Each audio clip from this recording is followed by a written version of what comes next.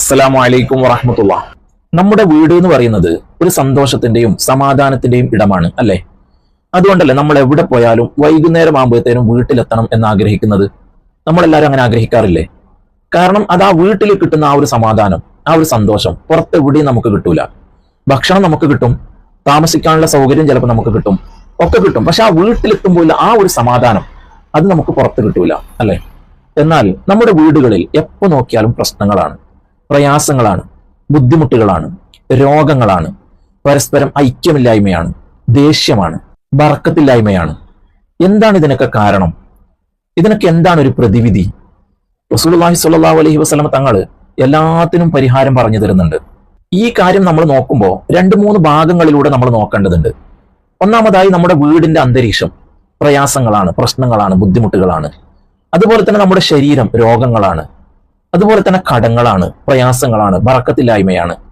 ഇതൊക്കെ നമ്മൾ നോക്കുമ്പോൾ നമ്മുടെ ഭക്ഷണ രീതികൾ, നമ്മുടെ വീട്ടിലുള്ള പെരുമാറ്റ രീതികൾ, ഇങ്ങനെ ഒരുപാട് കാര്യങ്ങൾ നമ്മൾ നോക്കേണ്ടതുണ്ട്. അല്ലാതെ ഒറ്റടിക്ക് നമ്മുടെ വീടുകളിൽ ബർക്കത്ത് കിട്ടാൻ വേണ്ടി ഒരു കാര്യം ചെയ്തു വെക്കുക. ഉദാഹരണത്തിന് ഒരു രോഗം വരുന്നു, ആ രോഗത്തിന് നമ്മൾ ഒരു മരുന്ന് കുടിക്കുന്നു, അതോടെ രോഗം ശിഫയാകുന്നു എന്ന പോലെ നമ്മുടെ വീടുകളിൽ ബർക്കത്ത് ഉണ്ടാവാൻ വേണ്ടി, ബുദ്ധിമുട്ടുകളൊക്കെ നീങ്ങാൻ വേണ്ടി ഒരു കാര്യം നമ്മൾ ചെയ്തു വെക്കുക, അതോടെ എല്ലാം ശരിയാവുക. അങ്ങനെയുള്ളതല്ല.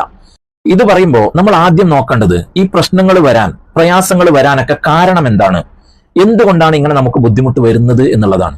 അങ്ങനെ നമ്മൾ നോക്കുമ്പോൾ നമ്മുടെ വീടുകളിൽ പ്രശ്നങ്ങൾ ഉണ്ടാകാൻ, പ്രയാസങ്ങൾ ഉണ്ടാകാൻ മുഖ്യ കാരണം പിശാചിന്റെ ബുദ്ധിമുട്ടാണ്, ശൈത്താന്റെ ഉപദ്രവം. ഇത് ഞാൻ പറയുമ്പോൾ നിങ്ങൾ ആരെയും പേടിപ്പിക്കാൻ വേണ്ടിയോ ഭയപ്പെടുത്താൻ വേണ്ടിയോ അല്ല. നമ്മുടെ വീടുകളിൽ ശൈത്താൻ ഉണ്ടാകും, പിശാച് ഉണ്ടാകും. അതിനെ നമ്മൾ പുറത്താക്കണം. അതാണ് നമ്മുടെ ദൗത്യം. അങ്ങനെ ശൈത്താനെ പുറത്താക്കാൻ കഴിഞ്ഞാൽ തന്നെ നമ്മുടെ വീട് നല്ല ബറക്കത്തുള്ളതായി മാറും. അതിനെന്താണ് നമ്മൾ ചെയ്യേണ്ടത്? ഞാൻ നേരത്തെ പറഞ്ഞു, വീടുകളിൽ ബറക്കത്തില്ലാതിരിക്കാൻ കാരണം ഒന്നാമത് വീടിന്റെ അന്തരീക്ഷം, രണ്ടാമത് രോഗങ്ങൾ, നമ്മുടെ ശരീരത്തിന്റെ ആരോഗ്യം, മൂന്നാമത് നമ്മുടെ വീട്ടിൽ ഐക്യമില്ലായ്മ, ദേഷ്യം, ചൊടി. ഇങ്ങനെ 2-3 ഭാഗങ്ങളിലൂടെ നമ്മൾ ഇതിന് പരിഹാരം കാണേണ്ടതുണ്ട്. ബഹുമാനപ്പെട്ട അനസ് റളിയല്ലാഹു അൻഹുവിനെ തൊട്ട് വരുന്ന ഒരു ഹദീസ് ഉണ്ട്. ആരാ അനസ് റളിയല്ലാഹു അൻഹു? അള്ളാന്റെ റസൂൽ സ്വല്ലല്ലാഹു അലൈഹി വസല്ലമ തങ്ങളുടെ സ്വഹാബി എന്ന് മാത്രമല്ല, അവിടുത്തെ ഖാദിമായിരുന്നു. ഖാദിമ് എന്ന് പറയുമ്പോൾ അത്രയും അടുത്ത ആളായിരിക്കുമല്ലോ. അങ്ങനെയുള്ള അനസ് റളിയല്ലാഹു അൻഹുവിനെ തൊട്ട് വരുന്ന ഒരു ഹദീസ്, റസൂലുള്ളാഹി സ്വല്ലല്ലാഹു അലൈഹി വസല്ലമ തങ്ങൾ പറയുന്നു, നിങ്ങൾ വീട്ടിലേക്ക് കയറി ചെല്ലുമ്പോൾ ബിസ്മി ചൊല്ലി വലത് കാല് വെച്ച് കയറണം. അവിടെ നിന്ന് അങ്ങോട്ട് തുടങ്ങണം. നമ്മൾ എന്താവശ്യത്തിന് പുറത്തു പോയാലും വരുമ്പോ ബിസ്മി ചൊല്ലി വലത് കാല് വെച്ച് കയറണം. ഈ പറയുന്ന ഞാനടക്കം നമ്മൾ ചെയ്യാറുണ്ടോ? ബിസ്മി ചൊല്ലി കയറണം എന്ന് മാത്രമല്ല, വീടിന്റെ അഹ്ലുകാരോട് സലാം പറയണം. വീടിന്റെ അഹ്ലുകാർ എന്ന് പറയുമ്പോൾ അത് ഭാര്യയാകാം, മക്കളാകാം, മാതാപിതാക്കളാകാം, സഹോദര സഹോദരിമാരാകാം. ആരായാലും നമ്മൾ കയറി ചെല്ലുമ്പോൾ ആ വീട്ടിലുള്ള ആളുകളോട് സലാം പറയണം. റസൂലുള്ളാഹി സ്വല്ലല്ലാഹു അലൈഹി വസല്ലം തങ്ങൾ സ്നേഹം വർദ്ധിക്കാൻ വേണ്ടി നിങ്ങൾ സലാം അധികരിപ്പിക്കണം എന്ന് വേറൊരു ഹദീസിലൂടെ പഠിപ്പിക്കുന്നുണ്ട്. അതേപോലെയാണ് റസൂലുള്ളാഹി സ്വല്ലല്ലാഹു അലൈഹി വസല്ലം തങ്ങൾ പറഞ്ഞത്, നിങ്ങൾ വീടിന്റെ അഹ്ലുകാരിലേക്ക് സലാം പറയണം എന്ന്. അപ്പൊ ഞാൻ നേരത്തെ പറഞ്ഞു, സ്നേഹമില്ലായ്മ, ദേഷ്യം, ഇതൊക്കെ ഈ സലാമിലൂടെ പരിഹരിക്കപ്പെടും. അപ്പോ ആദ്യമായി ബിസ്മി ചൊല്ലി വലതുകാല് വെച്ച് വീട്ടിലേക്ക് കയറുക, അതുപോലെ തന്നെ വീടിന്റെ അഹ്ലുകാരോട് സലാം പറയുക. അപ്പൊ ചില ആളുകൾക്ക് ഒരു സംശയം ഉണ്ടാവും, നമ്മൾ വീട്ടിൽ ഒറ്റയ്ക്കേ ഉള്ളൂ, അല്ലെങ്കിൽ വീട്ടുകാരൊക്കെ പുറകിൽ വരുന്നതേ ഉള്ളൂ, നമ്മളാണ് ആദ്യം വന്ന് വീട്ടിലേക്ക് കയറുന്നതും ആദ്യമായി വീട് തുറക്കുന്നതും. അപ്പൊ നമ്മൾ ആരോടാണ് സലാം പറയേണ്ടത്? എങ്ങനെയാണ് സലാം പറയേണ്ടത്? അവിടെ അള്ളാന്റെ റസൂൽ സ്വല്ലല്ലാഹു അലൈഹി വസല്ലം തങ്ങൾ പഠിപ്പിക്കുന്ന 2 വിധമുണ്ട്. ഒന്ന്, നബി സല്ലല്ലാഹു അലൈഹി വസല്ലം തങ്ങൾ പറയുന്നു, നിങ്ങൾ വീട് തുറക്കുമ്പോൾ വീട്ടിൽ ആരും ഇല്ലാത്ത സമയമാണെങ്കിൽ നിങ്ങൾ എന്റെ മേലിൽ സലാം പറഞ്ഞോളി. അതായത് അസ്സലാമു അലൈക യാ സയ്യിദി യാ റസൂലല്ലാഹ് എന്ന് പറഞ്ഞോളൂ, അല്ലെങ്കിൽ അസ്സലാമു അലൈന വഅലാ ഇബാദില്ലാഹി സ്വാലിഹീൻ എന്ന് പറഞ്ഞോളൂ. ഈ 2 രീതിയിലാണ് പറയേണ്ടത്. മാത്രമല്ല ഉടനെ തന്നെ ചെറിയ ഒരു സൂറത്തും കൂടെ ഓതുക. ചെറിയ സൂറത്ത് എന്ന് പറയുമ്പോൾ നമുക്കെല്ലാവർക്കും മനഃപ്പാടമുള്ള, നമ്മളെല്ലാവരും മനഃപ്പാടമാക്കിയിട്ടുള്ള സൂറത്താണ് സൂറത്ത് ഇഖ്ലാസ്, ഖുൽ ഹുവല്ലാഹു അഹദ് എന്ന് പറയുന്ന സൂറത്ത്. ഒറ്റ പ്രാവശ്യം ഓതിയാൽ മതി, ഒരു തവണ. ചെറിയ സൂറത്ത്, വളരെ പെട്ടെന്ന് ഓതാൻ പറ്റുന്ന സൂറത്ത്. ഇത് നാം ഒന്ന് മനസ്സ് വെച്ചാൽ മതി. അതുപോലെ തന്നെ നമ്മുടെ വീടുകളിൽ ഖുർആൻ പാരായണം അധികരിപ്പിക്കണം.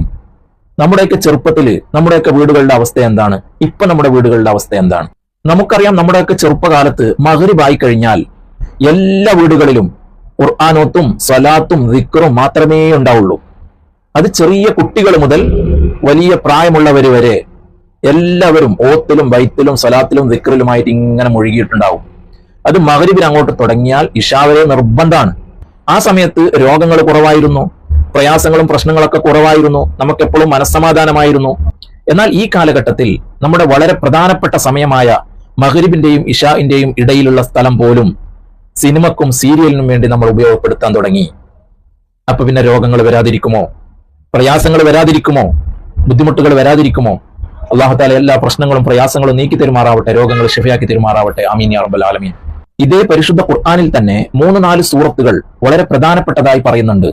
സൂറത്ത് യാസീൻ, സൂറത്ത് അർ-റഹ്മാൻ, സൂറത്തുൽ വാഖിയ, സൂറത്തുൽ മുൽക്ക്, തബാറക്കല്ലദീ ബിയദിഹിൽ മുൽക്കു എന്ന് പറയുന്ന ആ സൂറത്ത്. ഇങ്ങനെ 3-4 സൂറത്തുകൾ വളരെ പ്രധാനപ്പെട്ടതായി പറയുന്നുണ്ട്. ഖുർആൻ ഓതാൻ അറിയുന്ന 2-3 ആളുകൾ നമ്മുടെ വീട്ടിലുണ്ടെങ്കിൽ മാഷാ അല്ലാഹ് എന്ത് സന്തോഷാണ്. മഗ്രിബ് കഴിഞ്ഞാൽ ഓരോ ആളുകൾ ഓരോ സൂറത്ത് ഓതുന്നു. ഉദാഹരണത്തിന് ഒരാൾ യാസീൻ ഓതുന്നു, ഒരാൾ മുൽക്ക് സൂറത്ത് ഓതുന്നു, ഒരാൾ വാഖിയ ഓതുന്നു, ഒരാൾ അർ-റഹ്മാൻ ഓതുന്നു. ഈ ഓരോ സൂറത്തിനും ഓരോ പ്രത്യേകതകൾ പണ്ഡിതന്മാർ പറഞ്ഞിട്ടുണ്ട്. ദാരിദ്ര്യം ഇല്ലാതാകും, അതുപോലെ തന്നെ കടങ്ങൾ വീടും, ബറക്കത്തുണ്ടാകും എന്നൊക്കെ ഓരോ സൂറത്തിനും ഓരോ പ്രത്യേകതകളുണ്ട്. അപ്പൊ അങ്ങനെ ഓതാൻ തുടങ്ങിയാൽ തന്നെ നമ്മുടെ വീട്ടിൽ ബറക്കത്ത് അധികരിക്കും. ഈ കാര്യങ്ങൾ പറയുമ്പോൾ ഇനി നമ്മുടെ ശരീരത്തിന് രോഗങ്ങൾ ഇല്ലാതിരിക്കാൻ വേണ്ടി, നമ്മുടെ ശരീരത്തിന് ആരോഗ്യം വരാൻ വേണ്ടി ചില കാര്യങ്ങളും കൂടെ നമ്മൾ ശ്രദ്ധിക്കേണ്ടതുണ്ട്. ഇനി ഇങ്ങനെ വിശദീകരിച്ചുകൊണ്ട് വീഡിയോ ഞാൻ ഒരുപാട് നീട്ടിക്കൊണ്ടുപോകുന്നില്ല. കുറച്ച് കാര്യങ്ങൾ വളരെ പെട്ടെന്ന് പറഞ്ഞു നിർത്തുകയാണ് ഇൻഷാ അല്ലാഹ്. ഇനി കുറച്ച് കാര്യങ്ങൾ ഭക്ഷണം കഴിക്കുന്നതുമായി ബന്ധപ്പെട്ടാണ് പറയാനുള്ളത്. അതായത് നമ്മുടെ വീടുകളിൽ ചുരുങ്ങിയത് ഒരു 3 പ്രാവശ്യമെങ്കിലും ഭക്ഷണം കഴിക്കും അല്ലെ? അങ്ങനെ കഴിക്കുമ്പോൾ ഒരു പ്രാവശ്യമെങ്കിലും എല്ലാവരും ഒന്നിച്ചിരുന്ന് ഭക്ഷണം കഴിക്കാൻ ശ്രമിക്കുക. അതുപോലെ തന്നെ വലത് കൈ കൊണ്ട് തിന്നുക, വലത് കൈ കൊണ്ട് കുടിക്കുക.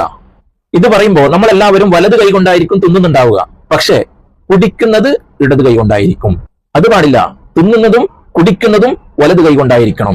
ചില ആളുകളുണ്ട്, നമ്മൾ വെള്ളം കുടിക്കാൻ ഉപയോഗിക്കുന്ന ഗ്ലാസ് അല്ലെങ്കിൽ പാട്ട അല്ലെങ്കിൽ ബോട്ടിൽ, കുപ്പി എന്താവട്ടെ, അത് ഇടത് കൈ കൊണ്ട് ഇങ്ങനെ പിടിക്കും. എന്നിട്ട് കുടിക്കുമ്പോൾ വലത് കൈ ഇങ്ങനെ ഒന്ന് താങ്ങിക്കൊടുക്കും. അങ്ങനൊന്നുമില്ല. നമ്മൾ ഏത് കൈ കൊണ്ടാണോ പിടിക്കുന്നത് ആ കൈ കൊണ്ടാണ് നമ്മൾ കുടിക്കുന്നത് എന്നർത്ഥം. നമ്മൾ വലത് കൈ കൊണ്ട് തന്നെ പിടിക്കണം, വലത് കൈ കൊണ്ട് തന്നെ കുടിക്കണം. ഇത് നമ്മൾ അധികവും കാണുന്നത് നമ്മൾ വല്ല സ്ഥലത്തും വിരുന്നു പോയാൽ അല്ലെങ്കിൽ വല്ല പരിപാടിക്കും പോയാൽ അവിടെ നമ്മൾ ഭക്ഷണം കഴിച്ചുകൊണ്ടിരിക്കെ അവിടെയുള്ള ഗ്ലാസ്സിൽ നമ്മൾ പിടിക്കൂല. കാരണം നമ്മുടെ കയ്യിലുള്ള കറി അല്ലെങ്കിൽ ഭക്ഷണത്തിന്റെ അവശിഷ്ടങ്ങൾ ഈ ഗ്ലാസ്സിൽ പറ്റി പിടിക്കും. അപ്പോൾ വീട്ടുകാരെന്ത് പറയും, അവരെന്ത് വിചാരിക്കും എന്ന് പറഞ്ഞുകൊണ്ട് നമ്മൾ ഇടത് കൈ കൊണ്ട് കുടിക്കും. പാടില്ല, ഒരിക്കലും പാടില്ല. നമ്മൾ വലത് കൈ കൊണ്ട് തന്നെ കുടിക്കണം. ഭക്ഷണം കഴിച്ചു കഴിഞ്ഞാൽ അൽഹംദുലില്ലാ പറയുക. ഇതാണ് ഭക്ഷണവുമായി ബന്ധപ്പെട്ട് പറയാനുള്ളത്. ഈ പറഞ്ഞ കാര്യങ്ങൾ നമ്മൾ നോക്കുമ്പോൾ വീട്ടിലേക്ക് കയറുമ്പോൾ സലാം പറയുകയാണെങ്കിൽ ദേഷ്യമുള്ള ആളുകളുടെ ഇടയിൽ ദേഷ്യം ഇല്ലാതാകുന്നു. അപ്പൊ അവിടെ പ്രശ്നങ്ങൾ ഇല്ലാതാകുന്നു. അതുപോലെ തന്നെ ഖുർആൻ ഒത്തുകൾ ഉണ്ടാകുമ്പോൾ അവിടെ പിശാചിന്റെ സാന്നിധ്യം ഇല്ലാതാകുന്നു. അപ്പൊ അവിടെ വിഷമങ്ങളും പ്രയാസങ്ങളും ഇല്ലാതാകുന്നു. അതുപോലെ തന്നെ ഭക്ഷണം കഴിക്കുന്ന രീതി നല്ലതാകുമ്പോൾ ശരീരത്തിന് ആരോഗ്യമുണ്ടാകുന്നു. അപ്പോൾ ശൈത്താന്റെ പ്രശ്നങ്ങളും മാറി, ശരീരത്തിന് ആരോഗ്യമുണ്ടായി, അപ്പൊ രോഗങ്ങൾ കുറഞ്ഞു. അതുപോലെ തന്നെ ദേഷ്യമുള്ള ആളുകളുടെയൊക്കെ ദേഷ്യങ്ങളൊക്കെ മാറി. ഇനി വീടിന്റെ അന്തരീക്ഷമാണ് നമ്മൾ നോക്കേണ്ടത്. അപ്പൊ ഇവിടെ നമ്മൾ പറയുമ്പോൾ ആദ്യമായി നോക്കേണ്ടത് ചിലന്തി വലകൾ കെട്ടിക്കിടക്കുന്നുണ്ടെങ്കിൽ നിർബന്ധമായും അത് നീക്കിക്കളയണം. റസൂലുള്ളാഹി സ്വല്ലല്ലാഹു അലൈഹി വസല്ലം തങ്ങൾ ഹദീസിലൂടെ പഠിപ്പിച്ചതാണ്, മഹാന്മാര് രേഖപ്പെടുത്തി വെക്കുന്നുണ്ട്. അലി റളിയല്ലാഹു അൻഹു വളരെ വ്യക്തമായി പറഞ്ഞതാണ്. ചിലന്തി വല കെട്ടിക്കിടക്കുന്നുണ്ടെങ്കിൽ, മാറാല കെട്ടിക്കിടക്കുന്നുണ്ടെങ്കിൽ നിർബന്ധമായും നീക്കിയിരിക്കണം. നമ്മുടെ ചുമരിന്റെ മൂലകളിൽ, അതുപോലെ തന്നെ നമ്മൾ ശ്രദ്ധിക്കാത്ത കട്ടിലിനടിയിൽ, മേശയുടെ അടിയിൽ, അതുപോലെ തന്നെ നമ്മൾ വല്ല സാധനങ്ങളും എടുത്തു വെച്ചിട്ടുണ്ടെങ്കിൽ തട്ടിന്റെ മുകളിൽ, ഇങ്ങനെ പല സ്ഥലങ്ങളിൽ. അതിനൊരു പ്രത്യേക സ്ഥലം വേണമെന്നൊന്നുമില്ല. എവിടെ സ്ഥലം കിട്ടുന്ന അവിടെ അത് ചിലന്തി വല കെട്ടി വെക്കും. അതിലൂടെ നമുക്ക് ദാരിദ്ര്യം ഉണ്ടാകും. ദാരിദ്ര്യം ഉണ്ടാകും എന്ന് പറയുമ്പോൾ ബർക്കത്തുണ്ടാവൂല, അത് തന്നെയല്ലേ. അതുപോലെ വീട് രാത്രി അടിച്ചു വാരാൻ പാടില്ല. ഏതെങ്കിലും ഒരു ദിവസം ബുദ്ധിമുട്ടായാൽ, ചിലപ്പോ കുട്ടികൾ ഭക്ഷണം കഴിച്ചിട്ട് ഭക്ഷണം വേറിയിട്ടുണ്ടാവും, അല്ലെങ്കിൽ എന്തെങ്കിലും ഒരു പരിപാടി കഴിഞ്ഞിട്ട് കുറച്ച് ആളുകൾ ഭക്ഷണം കഴിച്ചു, അപ്പൊ അവിടെയൊക്കെ കുറച്ച് കച്ചറകളായി, അങ്ങനെ അതങ്ങനെ തന്നെ ഇട്ടേച്ച് വെക്കണം എന്നല്ല, അതൊക്കെ അടിച്ചു വാരണം. അടിച്ചു വാരൽ സ്ഥിരമാക്കാൻ പാടില്ല. അതുപോലെ കണ്ടുവരുന്ന വേറൊരു കാര്യമാണ് രാത്രി ഭക്ഷണം കഴിച്ച പാത്രങ്ങൾ കഴുകാതെ അതേപോലെ കൂട്ടിയിട്ട് രാവിലെ കഴുകുന്ന ഒരു പരിപാടി. അത് പാടില്ല. രാത്രി ഭക്ഷണം കഴിച്ച പാത്രങ്ങൾ രാത്രി തന്നെ കഴുകണം. ഏതെങ്കിലും ഒരു ദിവസം അങ്ങനെ എന്തെങ്കിലും ബുദ്ധിമുട്ടായിട്ട് കൂട്ടിയിടുന്നതിനെ കുറിച്ചല്ല പറയുന്നത്, സ്ഥിരം ഇത് തന്നെയാണ് പരിപാടി, അങ്ങനെ ചെയ്യാൻ പാടില്ല.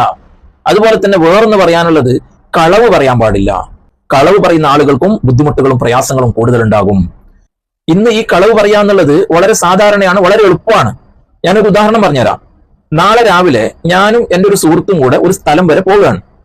അപ്പൊ എന്നോട് എന്റെ സുഹൃത്ത് പറഞ്ഞു, നാളെ രാവിലെ 10 മണിയാകുമ്പോൾ നിങ്ങൾ കാസർഗോഡ് ബസ് സ്റ്റാൻഡിൽ എത്തണം എന്ന് പറഞ്ഞു. 10 മണിയാകുമ്പോൾ തന്നെ എന്റെ സുഹൃത്ത് അവിടെ എത്തി, പക്ഷെ ഞാൻ എത്തിയില്ല. എന്നിട്ട് എന്നെ വിളിക്കുകയാണ്, നിങ്ങൾ എവിടെ എത്തിയെന്ന് വെച്ചിട്ട്. ഞാനപ്പോഴത്തേനും വീട്ടിൽ നിന്ന് ഇറങ്ങുന്നതേ ഉണ്ടാവുള്ളൂ. എന്റെ വീട്ടിൽ നിന്ന് ഒരു അരമണിക്കൂറാണ് കാസർഗോഡ് ടൗണിലേക്ക് വേണ്ടത് എങ്കിൽ ഞാൻ അവനോട് പറയും, ഞാനത് ഇപ്പൊ എത്തി, ഒരു 5 മിനിറ്റ്, ഒരു 10 മിനിറ്റ്, ഞാൻ എത്തിയത് ഇന്ന സ്ഥലത്തെത്തി എന്നൊക്കെ ഞാൻ കളവ് പറയും. വളരെ എളുപ്പമാണ്, സാധാരണയാണ്. കാരണം മൊബൈലല്ലേ, ആർക്കും അറിയില്ല. ലാൻഡ് ഫോൺ അങ്ങനെ മനസ്സിലായി അവൻ വീട്ടിലുണ്ടാവും എന്നുള്ളത്. അപ്പൊ അങ്ങനെ ഇന്ന് കളവ് പറയുക എന്നുള്ളത് വളരെ അധികരിച്ചിരിക്കുന്നു. അപ്പൊ ഇതുപോലെ നമ്മൾ വളരെ നിസ്സാരമായി കാണുന്ന പല കാര്യങ്ങളും നമ്മൾ ആത്മാർത്ഥതയോടുകൂടി വീടുകളിൽ ചെയ്യാൻ തുടങ്ങിയാൽ നമ്മുടെ വീടുകളിൽ ബറക്കത്തുണ്ടാകുന്നത് നമുക്ക് കാണാൻ കഴിയും. ഒരു സംശയവും വേണ്ട. അള്ളാഹു സുബ്ഹാനഹു വ തആല നമ്മുടെ വീടുകളിലെല്ലാം ഖൈറും ബറക്കത്തും നൽകുമാറാവട്ടെ. എല്ലാ ബുദ്ധിമുട്ടുകളും പ്രശ്നങ്ങളും പ്രയാസങ്ങളും ബേജാറുകളും വിഷമങ്ങളൊക്കെ നീക്കി തരുമാറാവട്ടെ. സന്തോഷവും സമാധാനവും നൽകട്ടെ. രോഗങ്ങളൊക്കെ ശിഫയാക്കി തരുമാറാവട്ടെ. ഈമാനോടുകൂടി ജീവിച്ച് ഈമാനോടുകൂടി മരിക്കാനുള്ള തൗഫീക്ക് നൽകുമാറാവട്ടെ. ആമീൻ യാ റബ്ബൽ ആലമീൻ. അസ്സലാമു അലൈക്കും വറഹ്മത്തുള്ളാഹി.